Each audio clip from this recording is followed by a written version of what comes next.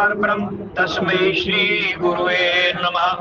अवगुण मोरे बाप जी बख्शो गरीब नवाज, जो मैं पूत कपूत हूँ तो पिता को लाज। सियावर राम जय जय राम, मेरे प्रभु राम जय जय राम।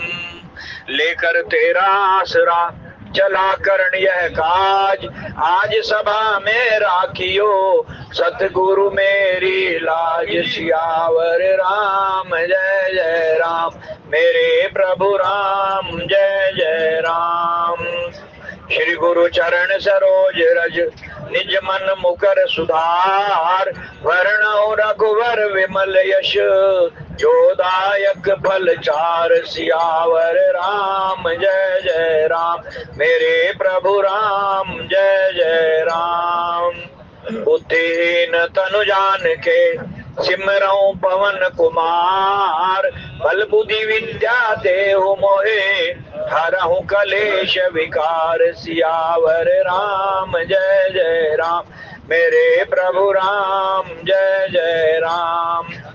नहीं विद्या नहीं बाहुबल नहीं खर्चन को दाम, मोह से पतित पंग की तुम पतरा को राम। सियावर राम जय जय राम, मेरे प्रभु राम जय जय राम। सत्संग सभा में पधारे हुए प्रभु प्रेमी सज्जनों, इससे पूर्व कि आज की कथा के भाव आपके समक्ष रखूं, प्रसंग आपके सामने बड़ा ही मार्मिक चल रहा है। ज्ञानप्रद प्रसंग हमारे बीच में विगत कई दिनों से चल रहा है, भगवान के राम वनवास की लीला। और इस लीला को सबके दृष्टिकोण अलग अलग है, अपने अपने नजरिए से सब इस लीला को लीला न समझ करके आम व्यक्ति को दोष दे रहे हैं, कोई किसी को तो कोई किसी को। ये प्रसंग हमारे बीच में चल रहा है। लेकिन इससे पहले कि मैं आज के प्रसंग की व्याख्या पर आऊं, एक सूचना और एक निमंत्रण आपके बीच में आया है। जैसा कि आपको विदित है कि हर साल दैनिक रेल यात्री संकीर्तन मंडल एवं राम परिवार ये मिलकर के एक बहुत बड़े यज्ञ का आयोजन किया करते हैं, और इस यज्ञ का नाम है सुंदरकांड महायज्ञ या हनुमान चालीसा सिद्धि महायज्ञ। यह हर साल होता है और 3 दिन का ये कार्यक्रम रहता है। इस बार भी ये 3 दिन का कार्यक्रम आपके बीच में आ रहा है, जो इस प्रकार रहेगा: 1 प्रातः व 2 शाम। शुभ आगमन प्रभु श्री राम जी के नाम, ये 3 टाइम का समय हमने निकालना है, 2 शाम और 1 दिन।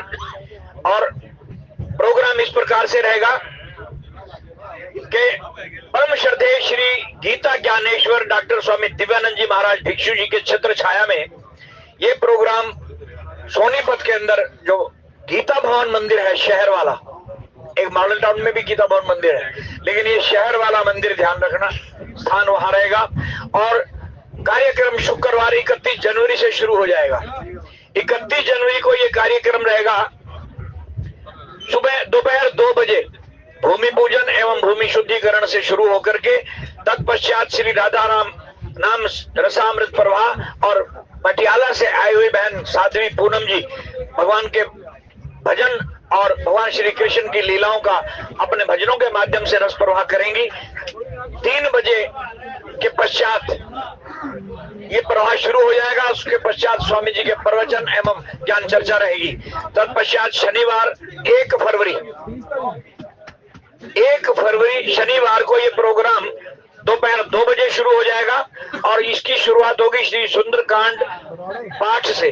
सुंदरकांड का पावन पाठ होगा, फिर हरि नाम संकीर्तन एवं राम कथा एवं दिव्य प्रसादी प्रवचन स्वामी जी के द्वारा। इस तरह ये कार्यक्रम रहेगा। और 2 फरवरी रविवार को तीसरे दिन यानी सुबह के समय, ये जो मैंने पहले 2 प्रोग्राम बताए ये दोनों शाम के प्रोग्राम है, शुक्रवार की शाम और शनिवार की शाम। और जो तीसरे दिन का प्रोग्राम रहेगा वो सुबह से शुरू हो जाएगा। 1 फरवरी रविवार 2 बजे, क्षमा करना 8 बजे, रविवार 2 फरवरी 8 बजे से शुरू हो जाएगा। और इसकी शुरुआत रहेगी सुंदरकांड महायज्ञ से। एक तो सुंदरकांड का पाठ जो आप शुक्रवार शनिवार को करेंगे, इसके अलावा ये पाठ सुंदरकांड जी का जो पाठ है ये 8 बजे शुरू होगा और एक एक चौपाई और दोहे के साथ स्वामी जी के सानिध्य में यज्ञ शुरू हो जाएगा। यज्ञ के अंदर सुंदरकांड जी की हर चौपाई पर आहुतियां दी जाएंगी। ये सुंदरकांड महायज्ञ कहलाता है। ये खाली पाठ ही नहीं बल्कि सुंदरकांड जी का के नाम से ये यज्ञ होगा। एक एक चौपाई की और उसकी दोहे की आहुति दी जाएगी और तत्पश्चात हनुमान चालीसा संकट मोचन महायज्ञ। सच्चे हृदय से जो भी वहां पहुंचे और अपने अपने इष्ट देव को नमन करते हुए सच्चे हृदय से जो भी आपके ऊपर संकट है, आप संकट मोचन के चरणों में सच्चे हृदय से प्रार्थना कीजिए। और संकट मोचन हनुमान चालीसा का भी पाठ इसी तरह यज्ञ के रूप में होगा। ये आप लाभ उठा सकते हैं और ये प्रातः 8 बजे ही शुरू हो जाएगा। तत्पश्चात ये कार्यक्रम लगभग 2 बजे तक चलेगा। उसके पश्चात भोजन प्रसादी और उससे पहले स्वामी जी के प्रवचन। ये पूरा का पूरा धर्म लाभ आप उठाने के लिए सह परिवार आमंत्रित हैं। मैं आपके बीच में ये कुछ पंफलेट्स भी भेज रहा हूं। इनको आप अपने घर अपने मित्र इष्टों तक भी ले जा सकते हैं ताकि आपको समय जानने में दिक्कत ना हो। समय के अनुसार सही समय पर तीनों दिन या एक दिन जैसे जिसको सुलभ हो पहुंच करके आप धर्म लाभ उठा सकते हैं। ऐसी आपके चरणों में प्रार्थना है। ये सभी कैबिनों में बांट दीजिए। बोलिए राजा रामचंद्र महाराज की जय। भाई आज के कथा प्रसंग की ओर ये पंफलेट्स आपके बीच में आ रहे हैं। इनको अब मोड़ करके जेब में रख लेना और अपने अपने घर जा करके ध्यान से पढ़ना, क्योंकि अगर आप इनको पढ़ने लग गए तो फिर आज की कथा प्रसंग से ध्यान हट जाएगा। इसलिए पहले कथा प्रसंग पर आइए, कथा सुनिए, तत्पश्चात आराम से बैठ करके इसका जो प्रोग्राम है पढ़ना, घर वालों को भी बताना, इष्ट मित्रों सहित आप सब तीनों दिन आमंत्रित हैं। तो आज का जो प्रसंग है अयोध्या कांड 2 नंबर 47 से 48 तक का पाठ आप लोगों ने अभी अभी किया और इसी की मति के अनुसार व्याख्या होगी। कान पावक जारि सक कान समुद्र समाई कान करई अबला प्रबल के ही जग काल न खाई सियावर राम जय जय राम मेरे प्रभु राम जय जय राम। अब तक के प्रसंग के अनुसार हमने श्रवण किया कि भगवान राम माता कैकेयी के कक्ष से बाहर निकल करके और पिताश्री को प्रणाम करके माता कौशल्या के भवन की ओर चले और ये कह करके गए हैं कि पिताजी आपकी आज्ञा तो मिल गई बन जाने की, लेकिन माता की आज्ञा और ले आऊं। हालांकि माता कैकेयी की आज्ञा मिल गई और आज्ञा के साथ साथ उनकी इच्छा भी है कि वो राम जो है बन जाएं। तो राम जी ने यही कहा माता कैकेयी को भी कि माँ इसमें मुझे तो 4 लाभ होने वाले हैं। एक तो माँ की इच्छा पूर्ति होगी, मैं आपकी इच्छा पूरी करने में सहभागी बनूंगा। दूसरा पिता की आज्ञा का पालन होगा। तीसरा वन में जाकर के सत्संग सुन सकूंगा। देखो सत्संग का कितना महात्म्य है। सत्संग को सुनने के लिए, संतों से मिलने के लिए बैकुंठपति बैकुंठ के सुख छोड़ करके धरती पर आया, मृत्यु लोक में आया है, जो हमें यहाँ आसानी से मिल रहा है। सत्संग भी मिल रहा है, संतों का सानिध्य भी मिल रहा है। इस सुख को पाने के लिए वैकुंठ के निवासी भी तरसते हैं, ब्रह्मलोक के निवासी भी तरसते हैं। ब्रह्मलोक तक ये कथा ये सत्संग सुनने को नहीं मिलता। नारद आदि और सनक सनंदन इत्यादि परम ऋषि जो तत्ववेता ज्ञानी परमहंस बैरागी हैं, वे जाकर के वहां कथा सुनाते हैं। तब उनको मृत्यु लोक पर भगवान की लीलाएं क्या हो रही हैं वो सुनने का अवसर मिलता है। और हम लोगों को मृत्यु लोक में ही अवसर मिल रहा है। कितने भाग्यशाली हैं हम। अर्थात दूसरे महीनों में अगर हम देखें तो हम ब्रह्म लोक के निवासियों से, वैकुंठ लोक के निवासियों से भी ज्यादा भाग्यशाली हैं। क्यों? क्योंकि हमें यहाँ रोज सत्संग सुनने को मिल रहा है, भगवान की कथाएं, भगवान की लीलाएं सुनने को मिल रही हैं।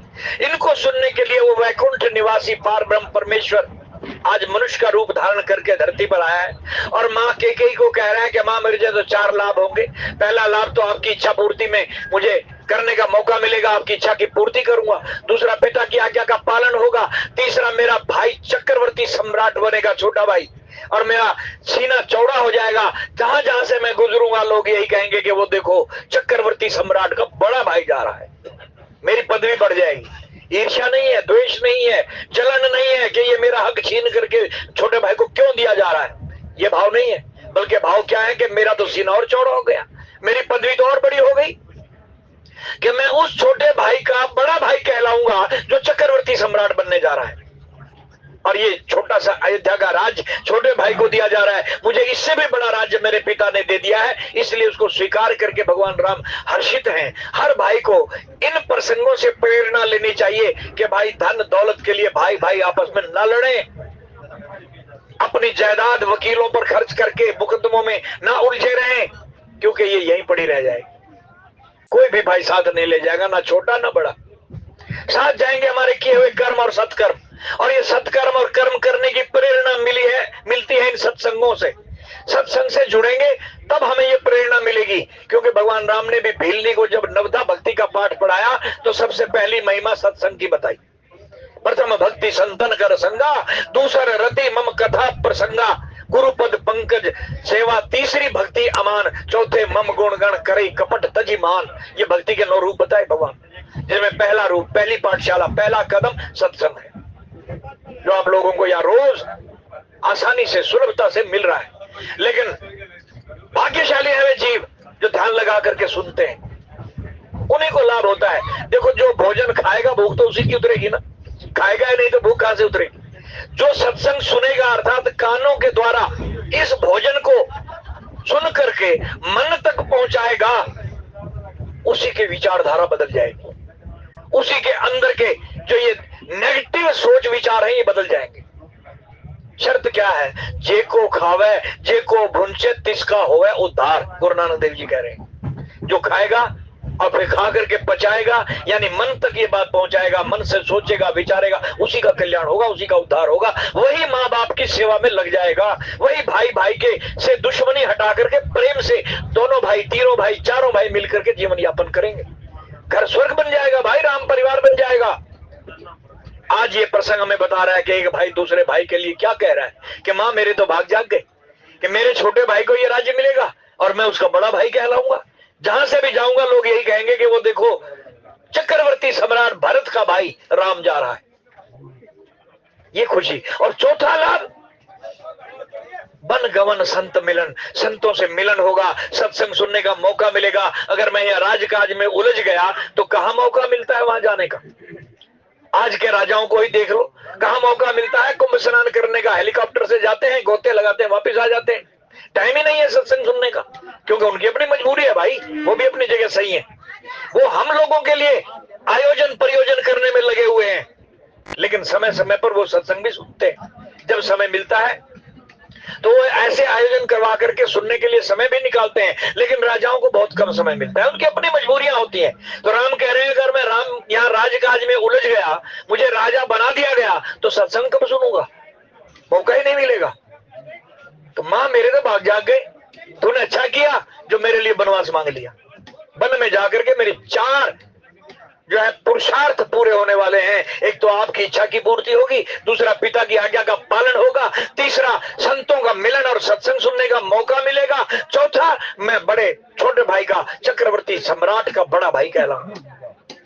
ये विचारधारा बार बार पढ़नी चाहिए, सुननी चाहिए कि आज हमारे भाई के साथ अगर किसी बात पर बड़े या छोटे के साथ कोई मन मुटाव चल रहा है तो इन प्रसंगों को बार बार पढ़ें और मन को मोटिवेट करें, मन को मजबूत करें। अगर हमारे से कोई गलती हो गई है तो बड़ा हो भाई छोटे से जाकर के माफी मांग ले, इसमें उसी का बड़प्पन है।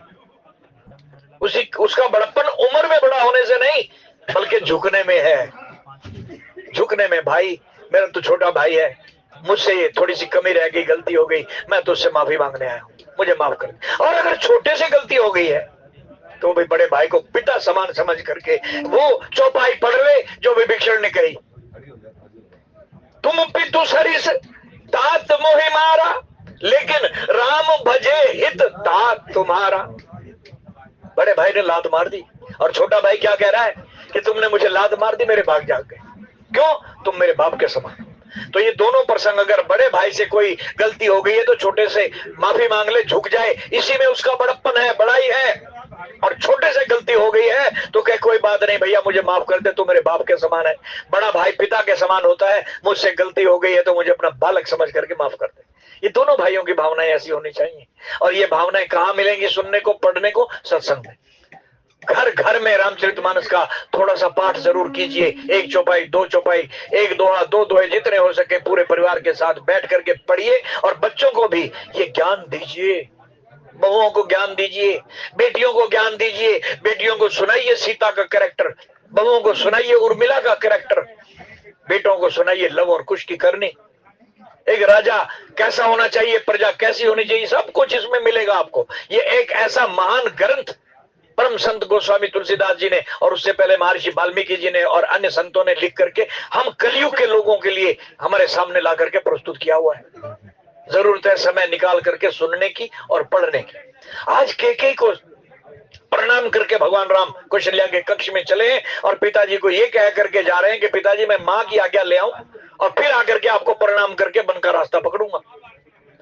चले गए, लेकिन जैसे ही गए और ये बात बाहर फैल गई कि राम का राज तिलक होने वाला का तो समय हो गया है, लेकिन अभी तक कोई आयोजन नहीं हो रहा, कहीं तैयारी नजर नहीं आ रही, पब्लिक बाहर खड़ी है राजा दशरथ के महल के बाहर, केकई के महल के बाहर, कनक महल के बाहर, उदासीन भाव से कि क्या हो गया। भगवान महाराजा दशरथ तो ब्रह्म मुहूर्त में जागा करते हैं, 4 बजे उठ जाते हैं और उठ करके अपने नित्य क्रियाएं करके राजकाज के कार्यों के लिए तैयार होकर के इस समय तक तो कक्ष से बाहर आ जाते हैं। लेकिन आज क्या बात है कि सूरज भी निकल गया, एक घड़ी एक पहर दिन भी चढ़ आया, लेकिन अभी तक राजा का पता ही नहीं। क्या कारण है? सुमंत जी को भेजा गया, सुमंत जी ने सारा हाल अंदर का जान करके आकर के बताया और ये समाचार पूरे नगर में ऐसे फैल गया जैसे किसी को बिच्छू लड़ जाए तो 1 मिनट के अंदर जहर पूरे शहर में शरीर में फैल जाता है। बिच्छू का डंक मारते, डंक एक जगह पर लगता है लेकिन उसका जहर पूरे शरीर में, दर्द पूरे शरीर में फैल जाता है। बिच्छू के डंक की तरह ये समाचार भी पूरे नगर में फैल गया। घर घर में जहां खुशियां मनाई जा रही थी, जहां जागरण हो रहे थे, गीत गाए जा रहे थे, मंगलाचरण हो रहे थे, वहां शोक का समाचार हो गया और बातें बनने लगी, बातें बनाने लगे। सबसे पहले तो केकई को दोष दिया। क्या कह रहे हैं? सत्य कहीं कविनार सुभाऊ, सब विधि अगौ अगाध दुराऊ, निज प्रतिबिंब कर बरुक गई जाई, जाने न जाए नारी गति भाई। आपस में बात कर रहे हैं। क्या कह रहे हैं? कहते देखो केकई को क्या सूझा भाई, इसने तो छान के ऊपर आग रख दी। छान समझते हो ना, जो पराली से छप्पर बनाया जाता है। एक तो ये टाइलों की छत होती है, एक जो है छान होती है जो पराली से बनाई जाती है, घास फूस से बनाई जाती है छान। खेतों में तो आजकल भी गांव में आपको देखने को मिल जाएगी छान। तो वो कह रहे हैं कि इसको क्या सूझा कि छान के ऊपर आग रख दी। अब छान पर आग का गोला रखा जाए तो कितनी देर लगती है जलने में। कहेंगे देखो केके की बुद्धि मारी गई। कुछ लोग आपस में बातें कर रहे हैं कि इसने छान के ऊपर आग रख दिया, जला रही है उसको। एक कह रहे नहीं, इसने तो वो काम कर दिया कि कोई व्यक्ति जिस डाली पर बैठे है उसी डाली को काट रहा है। अयोध्या जैसी नगरी के फले फूले इस पेड़ को उसी डाली पर बैठ करके ये डाइन काट रही है। ऐसे केके के बारे में सोच रहे हैं लोग, अपनी अपनी विचारधारा है। और कोई केके को दोष देते हुए फिर राजा को दोष देने लग गए। श्री राम जय राम जय जय राम, श्री राम जय राम जय जय राम, श्री राम जय राम जय जय राम, श्री राम जय राम जय जय राम। एक ने तो यहाँ तक कह दिया कि सत्य कही कवि नारी सुभाऊ, सब विधि अगौ अगाध दुराऊ। कि कवियों ने सही लिखा है कविताओं में। क्या लिखा कवियों ने? कि बोले नारी का स्वभाव कोई जान ही नहीं सकता, नारी का चरित्र, स्त्री चरित्र, नारी चरित्र कोई नहीं पहचान सकता। ये इतना जो है गूढ़ रहस्य होता है इसके चरित्र में कि बाहर से कुछ अंदर से कुछ। हालांकि कुछ कवियों ने यह भी लिखा कि नारी ही है जिसके एक आंचल में अगर अमृत छिपा है तो दूसरे आंचल में जहर भी छिपा हुआ है। ये वो नारी शक्ति है। दुष्टों के लिए ये काली है और भक्तों के लिए मां दुर्गा है, वही नारी है। ये नारी पूजनीय है बेटी के रूप में। कंजक जब पैदा होती है, कन्या जब पैदा होती है तो हम कुआं पूजन जाते हैं, कन्याओं की पूजा करते हैं। जब 9 साल से तक नहीं पहुंची, 9 साल से पहले पहले घरों में बुला करके हर नवरात्र में इसके चरण छूते हैं, चरणों को धो करके अपने ऊपर जल छिड़कते हैं, घर में छिड़कते हैं, कन्या पूजन होता है। ये वो नारी है। और जब बड़ी हो जाती है तो बहन के रूप में इसके सिर पर हाथ रख करके इसकी रक्षा का भार उठाते हैं, बहन के रूप में। और वो हमारे लिए तीनों रूपों में, चाहे वो कंजक के रूप में है, चाहे वो बिटिया के रूप में है या बहन के रूप में है, भगवान से सिर्फ और सिर्फ यही मांगती है कि परमात्मा मेरे भाई को ठीक ठाक रख, मेरे भाई पर कोई मुसीबत ना आवे। रक्षा का सूत्र बांधती है कि मेरा भाई सुरक्षित है तो मेरी भी सुरक्षा होती रहेगी। वो एक धागा बांधती है और उसके अंदर उसका एक स्वाभिमान, एक इच्छा और एक कामना छिपी होती है कि मेरा भाई मेरी ढाल है, मेरा भाई मेरी तलवार है, मेरी शक्ति है। ये भगवान से यही मांगती है, अपने लिए कुछ नहीं मांगते। और फिर यही नारी जब बहन से पत्नी बन करके किसी के घर जाती है तो वहां उस परिवार के लिए कामना करती है। परमात्मा से यही मांगती है कि जिस घर में मैं आई हूं, जिस घर से मैंने नाता तोड़ दिया, अब दूसरे घर को मैंने बसाया है, हे परमात्मा इसकी आने वाली पीढ़ियां सुरक्षित रहे, इसके अंदर सुख समृद्धि बसती रहे, अन्न धन से भरपूर रहे। जब गृह प्रवेश होता है तो एक कलश धान का भरा हुआ दहलीज पर रखा होता है और उसको ठोकर मार करके अंदर गृह प्रवेश कराया जाता है कि ये घर हमेशा धन धान्य से भरपूर रहे।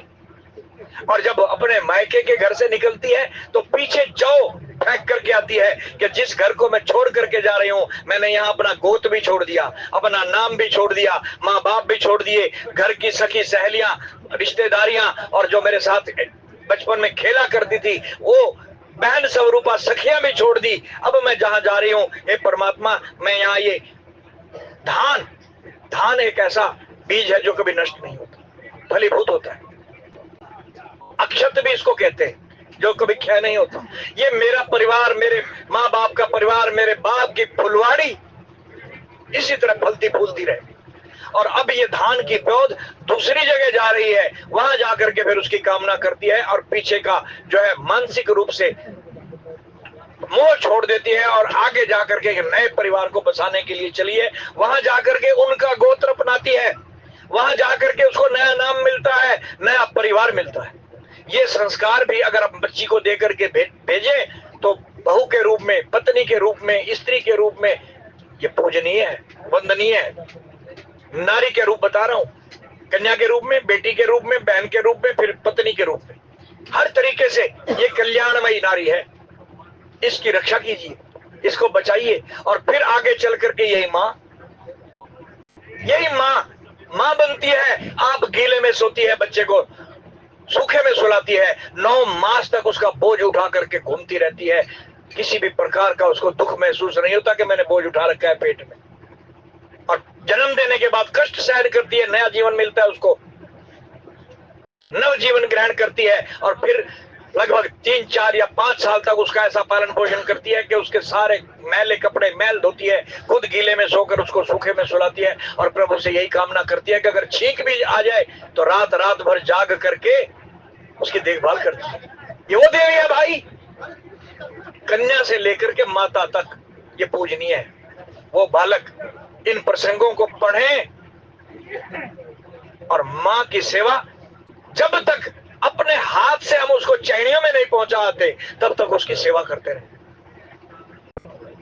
अंतिम संस्कार जब तक हम उसका नहीं कर लेते तब तक हम उसके ऋण से ऊरीन नहीं हो सकते। और अंतिम संस्कार शरीर का किया, उसके बावजूद भी हमारे ऊपर उसका ऋण है।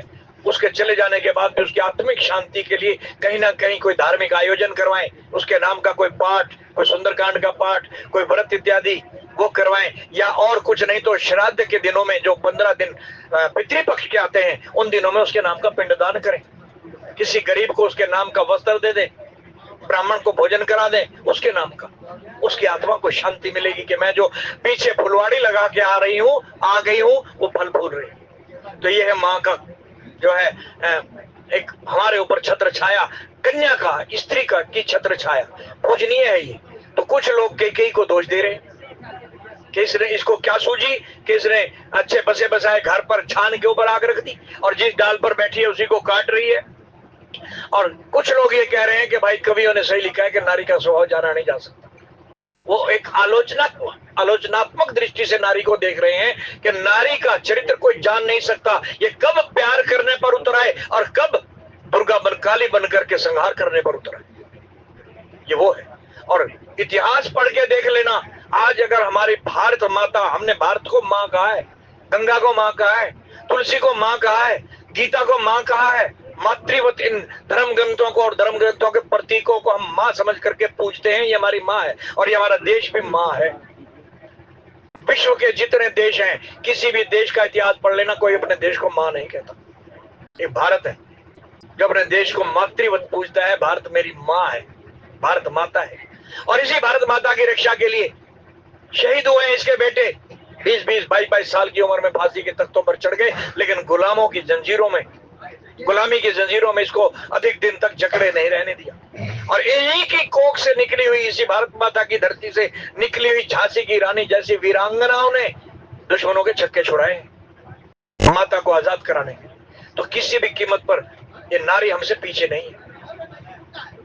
आज उसी नारी को ये लोग अपने अपने नजरिए से देख रहे हैं। कोई उसको किसी प्रकार से दोष दे रहा है, कोई किसी प्रकार से दोष दे रहा है, कोई कवियों का उदाहरण देकर के कह रहा है कि कवि भी कह रहे हैं कि इसकी जो है नारी की माया समझी नहीं जा सकती। ये बहुत गहरी है। और सत्य कही कवि नारी स्वभाव, सब विधि अगौ अगाध दुराऊ, निज प्रतिबिंब मरक गई जाई, जाने न जाए नारी गति भाई। कोई ये कहे कि मैंने अपनी चलते हुए अपनी परछाई को, अपनी छाया को पकड़ लिया, तो हो सकता है मान ले। लेकिन कोई कहे कि मैंने नारी के स्वभाव को जान लिया, ये नहीं जाना जाओ, ये नहीं मान सकते। नारी का स्वभाव विचित्र है। ये प्यार करने पर आए तो छत्र छाया है, और संहार करने पर आए तो मां काली। इसलिए आज अलग अलग मंतव्य, अलग अलग विचारधारा अयोध्या के लोगों की सामने आ रही है। और एक वर्ग तो ये कह रहा है, कहा न पावक जार सक, कहा न समुद्र समाई, कहा न करई अबला प्रबल, कई जग काल रखाई। जो थोड़ा समझदार लोग थे वो अपने तरीके से इसकी व्याख्या कर रहे हैं। कह रहे कहा न पावक जार सक। अरे भाई एक बात बताओ, अग्नि के अंदर क्या शक्ति नहीं है? वो चाहे तो पूरे ब्रह्मांड को जला के राख कर दे। अग्नि सब कुछ जला सकती है, और समुद्र में सब कुछ समा सकता है। समुद्र में क्या नहीं समा सकता? जो डाले जाओ वो समा जाएगा, क्योंकि समुद्र की गहराई कोई नाप नहीं सका। जैसे समुद्र की गहराई कोई नहीं नाप सका, अग्नि के जो है इस ज्वलनशील को, शक्ति को कोई नहीं माप सका, इसी प्रकार का न करे अबला, इस अबला की शक्ति को भी कोई नहीं जान सका। ये नारी क्या नहीं कर सकती?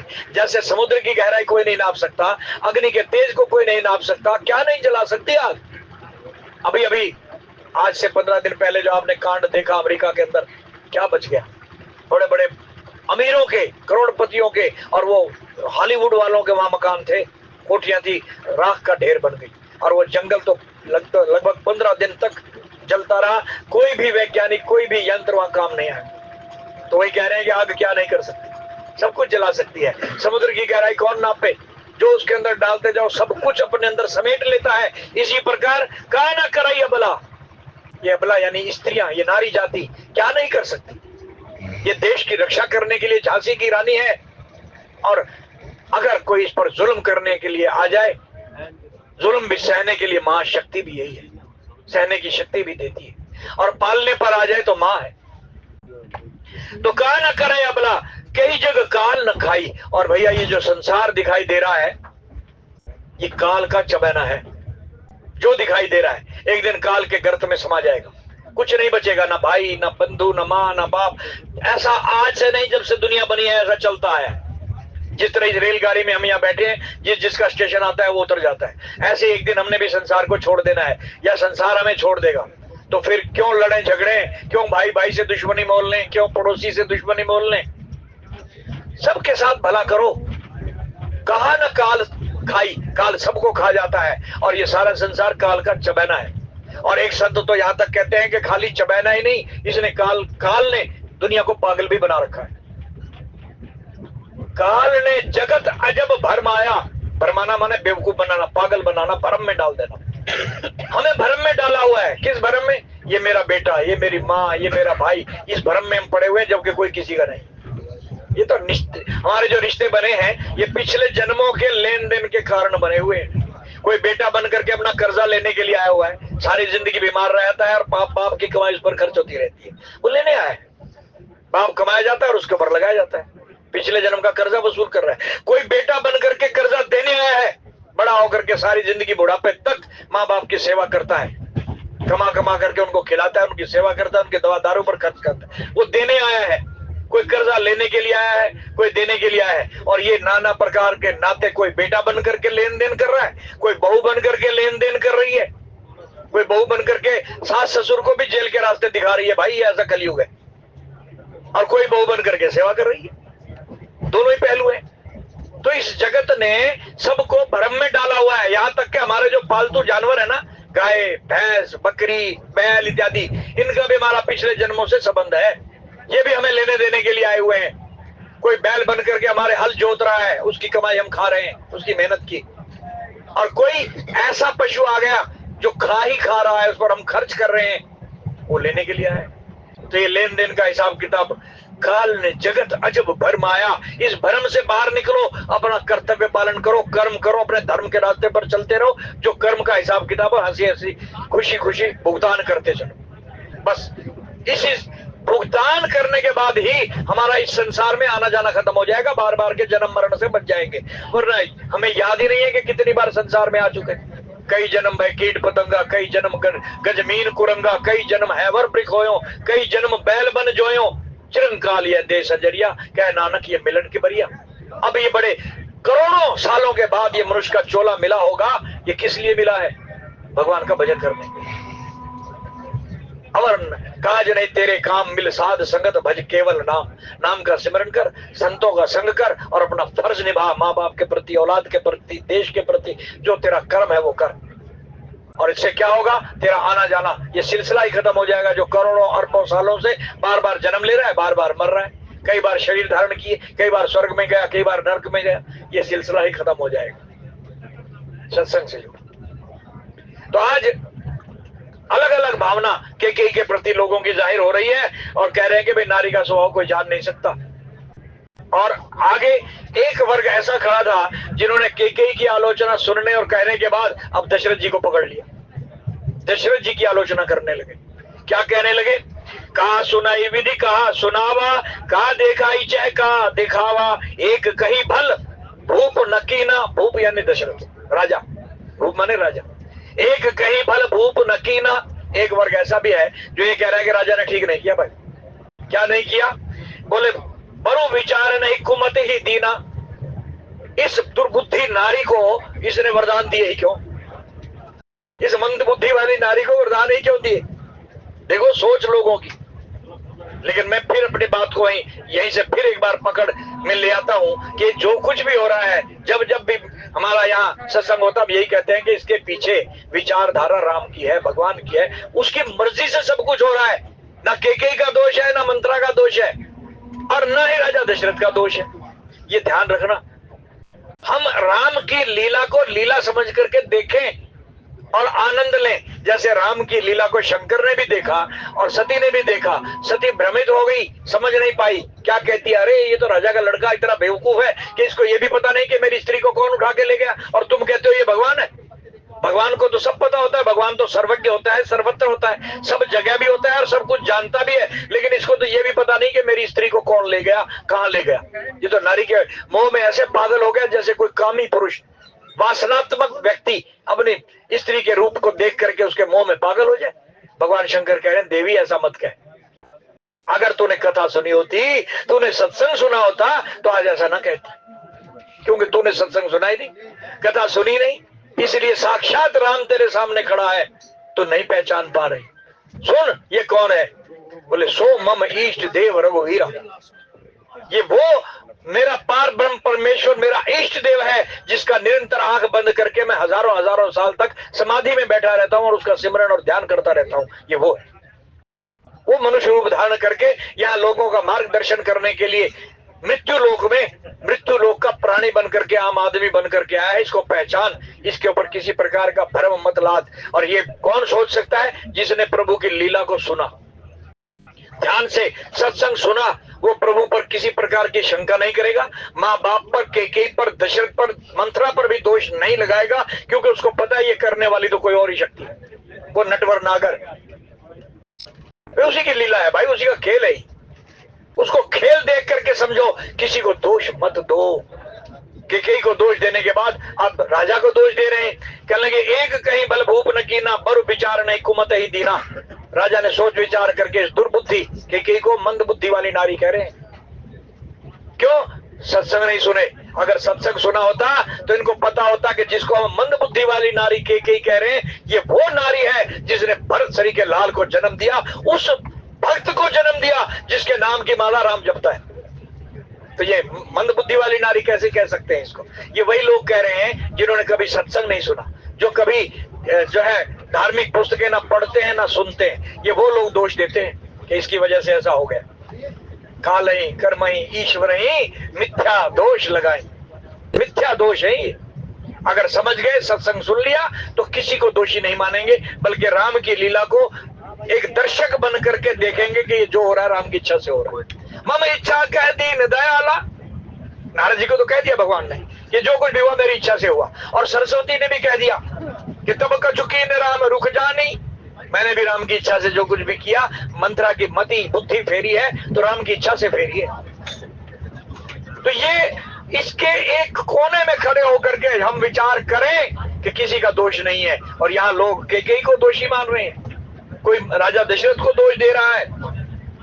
जो हठी भयो सकल दुख भाजन, अबला विवश ज्ञान गणु गाजन, एक धर्म पर मित पहचाने, निपहि दोष नहीं देई सयाने। जो सियाने बुद्धिमान लोग हैं वो राजा को दोष नहीं देते, राजा को भी निर्दोष मान रहे हैं। और जो हट करके कैकेयी की बात को पूरा करने में राजा दशरथ अड़ा रहा, इसने क्या सोची? तो कुछ कैकेयी को दोषी मान रहे हैं, कुछ लोग दशरथ को दोषी मान रहे हैं, लेकिन कुछ लोग सियाने भी हैं भाई। इनमें से एक वर्ग सियाना भी है। वो कौन से हैं? बोले एक धर्म परिमिति पहचाने, जो धर्म को जानने वाले हैं, जो सत्संग से जुड़े हुए हैं, जिन्होंने निरंतर सत्संग सुना, धार्मिक पुस्तकें पढ़ी और उनके ज्ञान की ज्योत अंदर प्रकाशित हो उठी, ज्ञान का प्रकाश फैल गया। वो क्या कह रहे हैं? निर्भय दोष नहीं देई सयाने। वो सियाने हैं, वो राजा को भी दोष नहीं देते। ऐसे धर्म धुरंधर लोग जो निरंतर सियाने हैं, समझदार हैं, वो राम की लीला को लीला के रूप में देख रहे हैं, नाटक के रूप में देख रहे हैं, उसको दोष नहीं दे रहे। अगर आपका बेटा आपके किसी स्कूल में पढ़ता है और वहां जाकर के उनके जो है एनुअल फंक्शन में कोई रोल अदा कर रहा है और वो रोल उसको दिया गया किसी अंग्रेज का और दूसरे बच्चे को दिया गया देशभक्त का, तो अब वो बेचारा जो अंग्रेज का रोल कर रहा है वो तो हंटर चलाएगा, वो तो अपना रोल अदा कर रहा है भाई। लेकिन अब हम उस बच्चे को ही गाली देनी शुरू कर दे। वो तो अपना रोल अदा कर रहा है, इतना अच्छा कर रहा है, जैसा उसको समझाया गया वैसा रोल कर रहा है। तो इस भगवान की इस लीला को लीला समझ करके एक तरफ बैठ करके देखिए, किसी को दोष मत दीजिए। ये सियाने आदमी का काम है। और सियाना कौन है? सुनवा यसते हैं अति सयाना, जो भक्ति के मार्ग पर चल पड़ा। कौवा सियाना कौन? कौवा का कुछ नहीं। भगवान राम कह रहे हैं कि ए कौवे, तू है तो कौवा, लेकिन इतना सियाना है कि तूने भक्ति को छोड़कर उसको और कुछ मांगा ही नहीं। जो भक्ति के रास्ते पर चल पड़ा उसी की बातें समझ में आएंगी। जो सत्संग से जुड़ गया वो किसी को दोष नहीं देता, वो केवल और केवल ये समझता है कि जो कुछ भी हो रहा है प्रभु की इच्छा से हो रहा है। दुख भी आया है मेरे घर में तो राम की इच्छा से आया है, मेरा कर्म टल रहा है। सुख भी आया है तो मेरे किसी जन्म का अच्छा कर्म होगा जो सुख के रूप में आ गया, लेकिन ये भी परमानेंट नहीं रहने वाला। कुछ दिन तक अपना फल देकर के ये सुख भी चला जाएगा, दुख भी चला जाएगा। ना सुख परमानेंट है ना दुख परमानेंट है। जो इस प्रकार की जिसकी बुद्धि जो है विचारशील हो गई वो कभी किसी को दोष नहीं देता। सही माने में वही सियाना है, वही सत्संगी है। और आगे कह रहे हैं शिवी दधीची हरिचंद कहानी एक एक सन कही बखानी। और कुछ जो सियाने लोग हैं जिन्होंने धार्मिक ग्रंथ पढ़े हैं, सुने हैं, सत्संग सुने हैं, वो कह रहे हैं कि भैया किसी को दोष क्यों दे रहे हो? वो एक कहावत है ना, बाप पे पूत और नस्ल पे घोड़ा, बहुत नहीं तो थोड़ा थोड़ा, ये कहावत है। कहते भाई दशरथ का क्या कसूर है, क्यों उसको दोष दे रहे हो? ये तो अपने खानदान पर गया है, इसके डीएनए में, इसके खून में वो भक्ति रसी हुई है, धर्म रसा हुआ है। क्या तुम नहीं जानते कि इसी का एक पूर्वज राजा शिवी कितना धार्मिक था? परीक्षा लेने के लिए इंद्र आ गया था, और जब इंद्र ने देखा कि ये बड़ा धार्मिक राजा बनता है तो इसकी परीक्षा लेनी चाहिए, परीक्षा लेने के लिए आया और एक जो है कबूतर का भेष बना करके घायल होकर के आगे आ पड़ा। और जब घायल होकर के आगे आकर के पड़ा, पीछे भगवान शंकर आ रहे थे, राजा शिवी की गोद में पड़ा है। और राजा शिवी ने उस कबूतर को उठाया, बाण निकाला, मरम पट्टी की गोद में रखा और उसको जीवन दान दिया। इतने में वो शिकारी आ गया, कहने लगा भैया ये तो मेरा शिकार है, मुझे दे दो। कहने लगा अब मेरी शरण में आ गया, तुझे कैसे दे दूं? तेरा काम है शिकार करना, जीव को मारना, तूने अपना काम कर दिया, और मेरा काम है मेरी शरण में आए हुए की रक्षा करना। अब ये मेरी शरण में है, मैं इसको जीवन दान दूंगा, इसकी रक्षा करूंगा। कहने लगा तो फिर मेरा क्या होगा? मैं तो बहलिया हूं, शिकारी हूं, मेरा तो ये आहार है, मेरा भोजन है, मेरा भोजन मुझे दे दे। कहने लगे तुझे भोजन कोई और तरीके से दे दूंगा, कुछ और मांग रहे, इसको नहीं दूंगा। राजा शिवी जो राजा दशरथ के खानदान के पूर्वज राजा थे, दादा परदादा झरदादा, वही कुल है, ये वही खानदान है, बाप पे पूत। कहने लगे ये उन्हीं का पुत्र है दशरथ, जिसने कहा कि बोल इसके बदले में क्या दूं? कहने लगे इसके बराबर का मांस तोल के दे दे। उसने कहा मैं अभी मंगवा देता हूं कहीं से। कहने लगा नहीं नहीं नहीं, अपने शरीर का दे। तो उसने अपनी जांग का मांस काटा, यानी ये जांग होती है ना, साथड़ जिसको बोलते हैं, ये मांस काटा और कबूतर को एक पलड़े में रखा और उसके बराबर का मांस चढ़ा दिया। लेकिन कबूतर भारी, मांस कम पड़ गया। फिर और काटा, फिर और काटा, फिर और काटा, काटते काटते पूरा शरीर दान दे दिया, लेकिन कबूतर हिलने का नाम नहीं ले रहा, वो पलड़ा भारी रहा।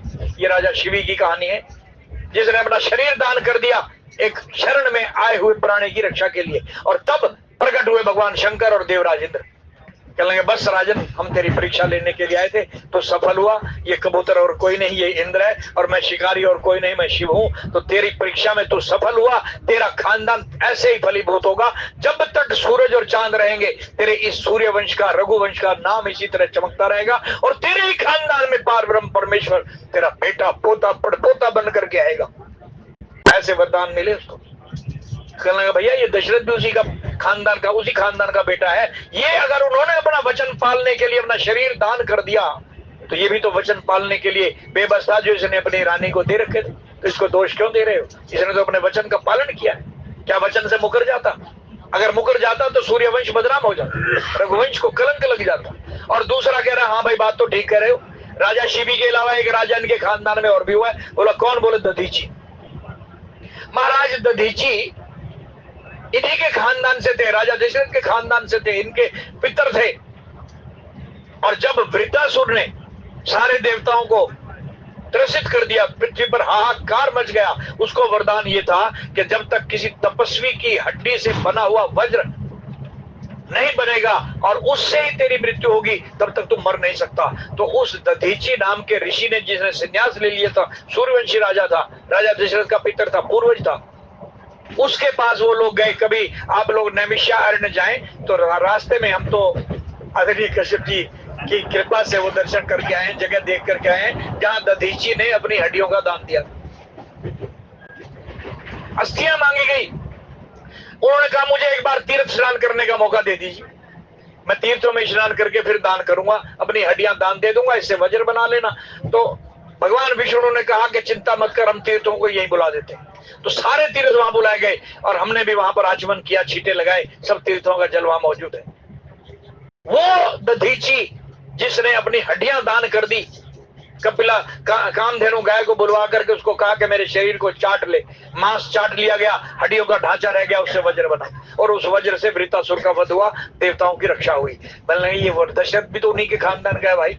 जब उन्होंने अपने वचन पालना के लिए अपने शरीर का मांस दान कर दिया, लेकिन शरण में आए हुए को जाने नहीं दिया, वचन से फिरे नहीं, ये भी तो उन्हीं का बेटा है। दशरथ को दोष क्यों दे रहे हो? ये तो बाप पे पूत, जैसा बाप के संस्कार होंगे बेटा वैसा ही बनेगा, उनके बताए मार्ग पर चलेगा। भले ही उसके पूर्व जन्म के कोई खोटे कर्म भी रहे हो या गलत संस्कार रहे हो, तो उसकी संगत से, बुरी संगत से बचाना माँ बाप का फर्ज है, क्योंकि ये तो एक प्योद है भाई। बच्चा पैदा हुआ है, उसको क्या पता मुझे क्या करना है। माँ बाप उसको ऐसे उसका संरक्षण करें जैसे एक किसान प्योद को एक खेत से उखाड़ कर दूसरे खेत में लगाता है और फिर उसका अन्न अपने घर में ले आता है पाल पोष करके। तो ये प्योद है, बच्चों को संस्कार दीजिए, अच्छा ज्ञान दीजिए, बचपन से ही उनको धार्मिक कथाएं साथ में बैठ करके सुनाइए। अगर बाप ही क्षमा करना ताश और लूडो में लगा रहेगा तो बेटा तो उससे 2 कदम आगे निकलेगा भाई। तो इसलिए कहा गया बाप पे पूत नस्ल पे घोड़ा। कहेंगे दशरथ भी तो उसी खानदान का है, जिस नस्ल के इसके माँ बाप दादा परदादा थे, वही असर इसमें भी है। वचन नहीं छोड़ा इसने, अपने प्राण देने को तैयार हो गया। तो दशरथ को भी दोष मत दो। और एक और खड़ा था सज्जन वहां, सियाणा।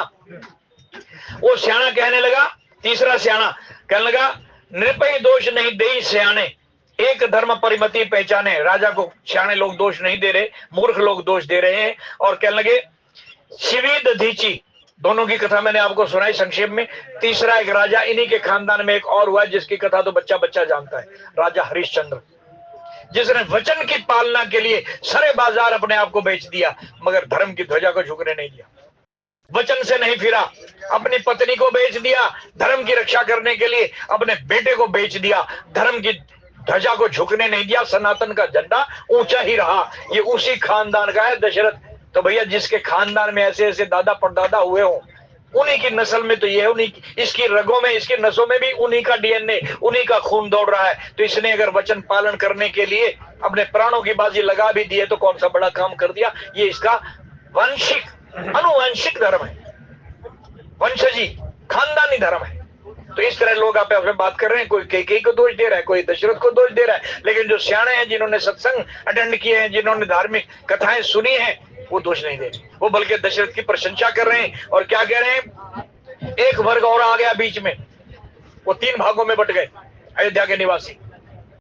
क्या कह रहा है, एक वर्ग बोले एक भरत कर सम्मत कहीं। एक वर्ग, एक क्लास ऐसी थी, कुछ लोगों का झुंड ऐसा था, कहने लगे भाई इसमें ना रानी का दोष है ना राजा का दोष है, मुझे तो सारी करनी धरनी भरत की लगती है, भरत का दोष है। उसने वहां ननिहाल में बैठ करके षड्यंत्र रचा है, योजना बना डाली राम को वनवास देने की, और अपनी माँ को भी भ्रमित कर दिया। माँ के साथ मिलकर के वहीं बैठे बैठे योजना बनाई है ताकि किसी को शक ना हो। ये सारा भरत का किया धरा है। तो कहने लगे एक भरत कर सम्मत कहीं। कुछ लोग भरत को दोष देने लगे, लेकिन एक वर्ग और खड़ा था, ना ना ना ना ना, भरत को दोष मत देना। उदासीन भाई सुन रही, चुपचाप सुन रहे हैं कि भरत को दोष दे रहा है, इसको पता ही नहीं है कि भरत है कौन, इसलिए कोई उसका उत्तर का प्रत्युत्तर नहीं दे रहे, जवाब सवाल नहीं कर रहे, उससे तर्क वितर्क नहीं कर रहे, चुपचाप सुन रहे।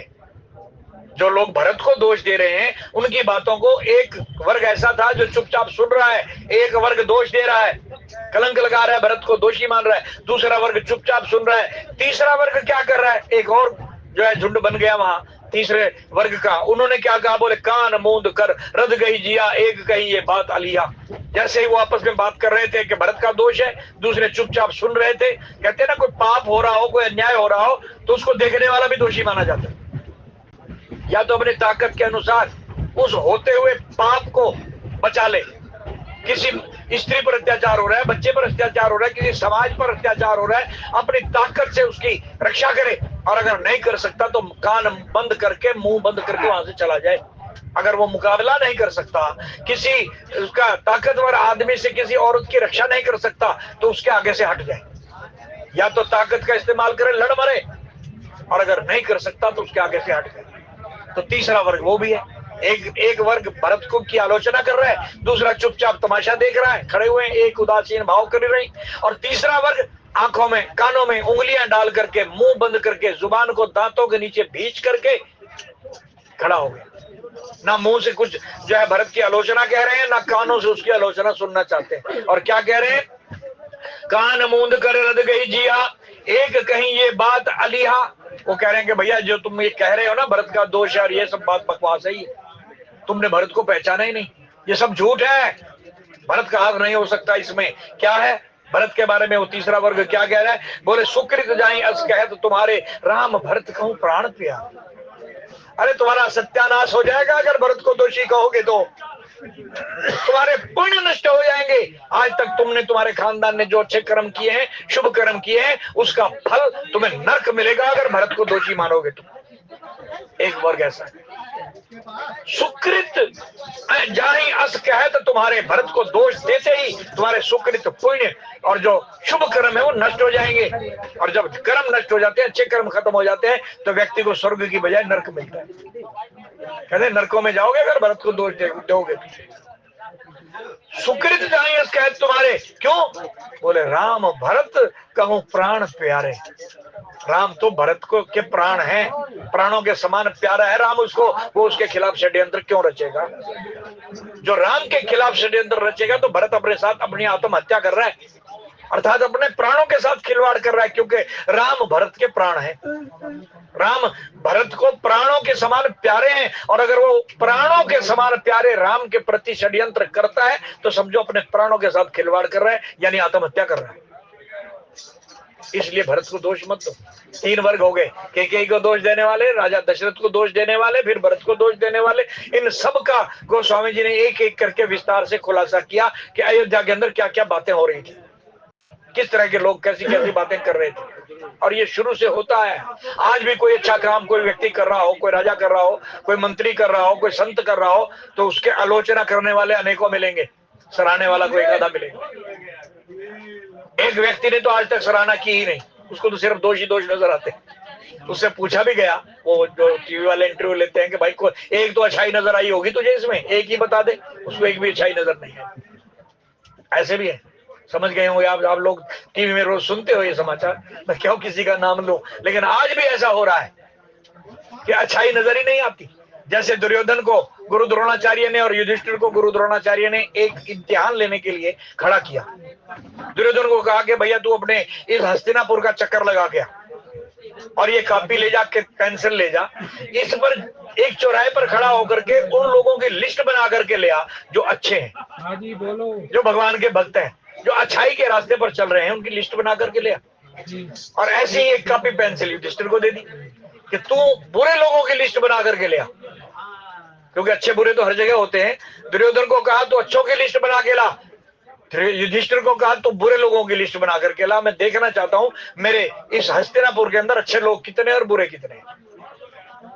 शाम को दोनों भाई आ गए, दोनों की कापियां कोरी, किसी का नाम नहीं लिखा हुआ। बोले युधिष्ठिर कापी कोरी है? दुर्योधन से भी पूछा, क्या लगा हाँ जी किसी का नाम नहीं लिखा। बोले क्या तुझे इस नगर में एक भी अच्छा व्यक्ति दिखाई नहीं दिया? एक आधे का तो नाम लिखला था। कहने लगा महाराज मैं सुबह से शाम तक चौराहे पर खड़ा रहा, आने जाने वाले के सबके इंटरव्यू लेता रहा, लेकिन मुझे एक भी आदमी ऐसा नहीं लगा जिसमें एक भी अच्छाई हो। क्यों? क्योंकि दुर्योधन का अपना मन मैला है, खुद बुरा है, इसलिए बुरे को बुरे ही नजर आते हैं। उसको एक भी अच्छा व्यक्ति नजर नहीं आया पूरे हस्तिनापुर में।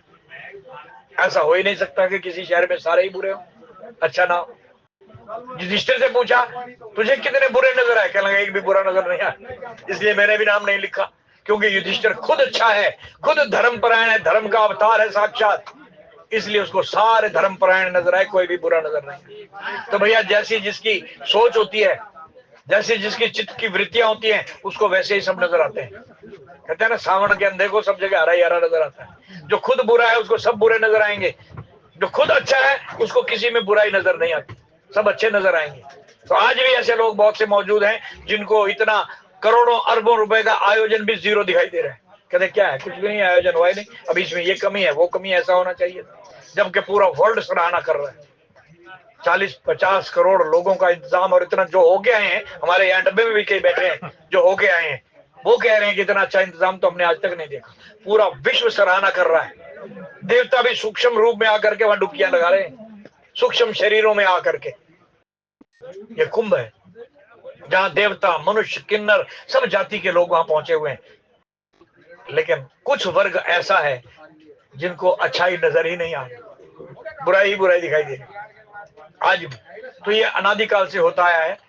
राम में भी बुराइयां लोगों को नजर आई, दशरथ में बुराइयां नजर आई, कैकेयी में बुराई नजर आई, और आज भरत में भी बुराई नजर आई। उस भरत में जिसके नाम की माला राम जपते हैं, उसमें भी बुराई नजर आई। तो आज गोस्वामी जी लिख रहे हैं, ऐसा कह करके वो लोग कह रहे हैं कि जो भरत के बारे में बुरा सोचेगा, बुरा कहेगा, क्योंकि राम भरत के प्राण हैं, और वो अपने प्राणों के खिलाफ जो व्यक्ति जाएगा तो समझो अपने प्राणों से ही खिलवाड़ कर रहा है, आत्महत्या कर रहा है। वो राम तो उसके प्राण है, तो इसलिए राम के खिलाफ वो कुछ नहीं सोच सकता।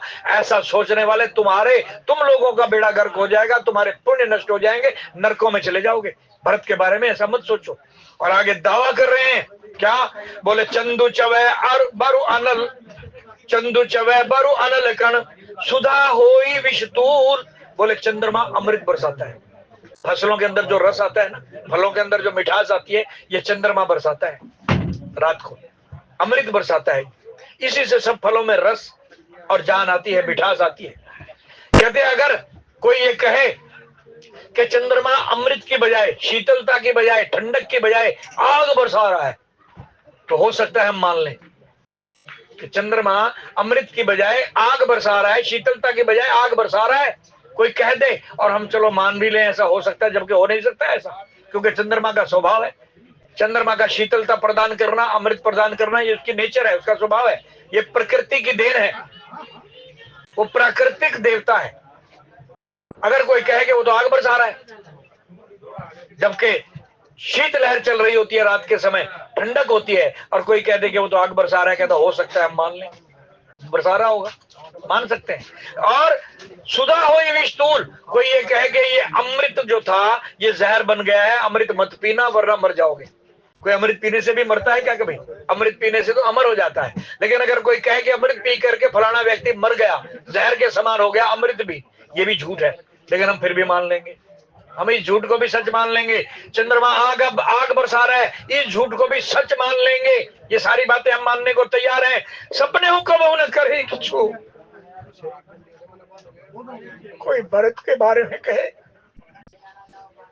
कि वो राम के विपरीत हो गया, राम के खिलाफ भरत ने षड्यंत्र रचा है, तो हम ये बात कभी नहीं मानेंगे। ये मान लेंगे कि चांद से आग बरस रही है, ये भी मान लेंगे कि अमृत जहर बन गया है, लेकिन ये नहीं मानेंगे कि भरत राम के खिलाफ हो गए। इतना विश्वास है भरत के ऊपर। बोले चंदु जवे बरु अनल, अनल कण सुधा होई विषतूल, सपने हुकबहु न करहि किछु, भरत राम प्रतिकूल। राम के प्रतिकूल, राम के विपरीत भरत सोच भी नहीं सकता। ऐसा तुम सोचने वाले नरकों में जाओगे।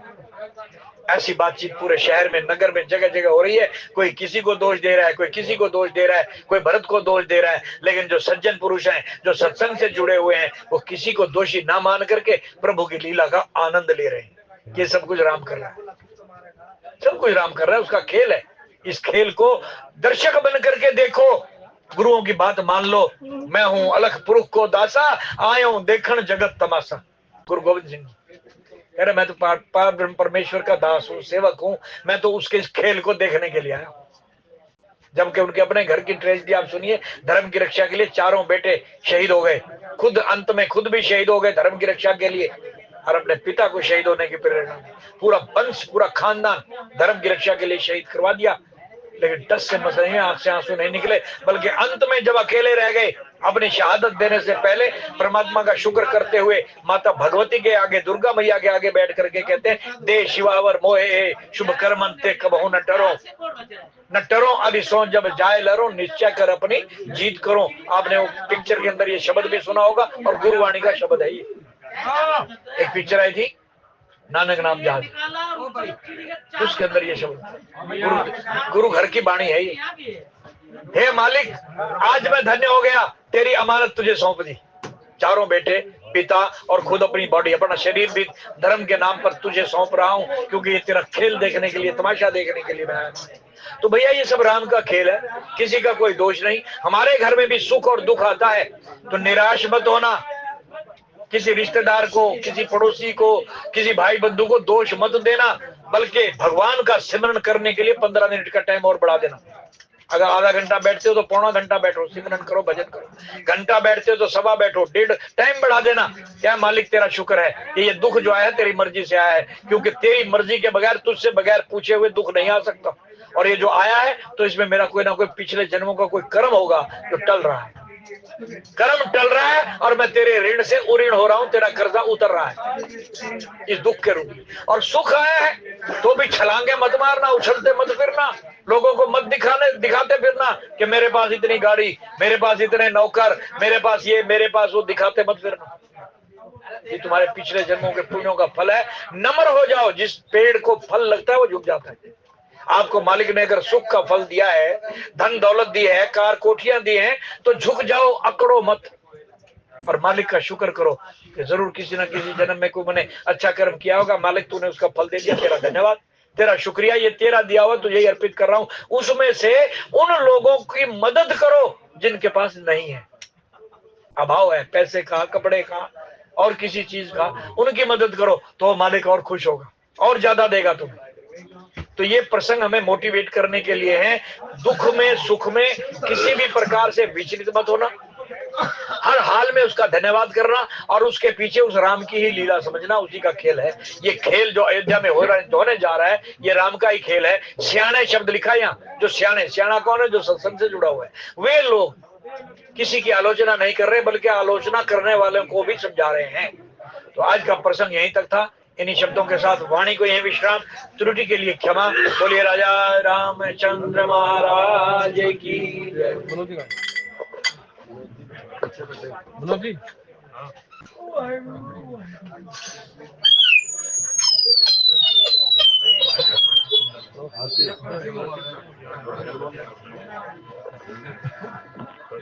बोलिए सियावर रामचंद्र महाराज महाराज की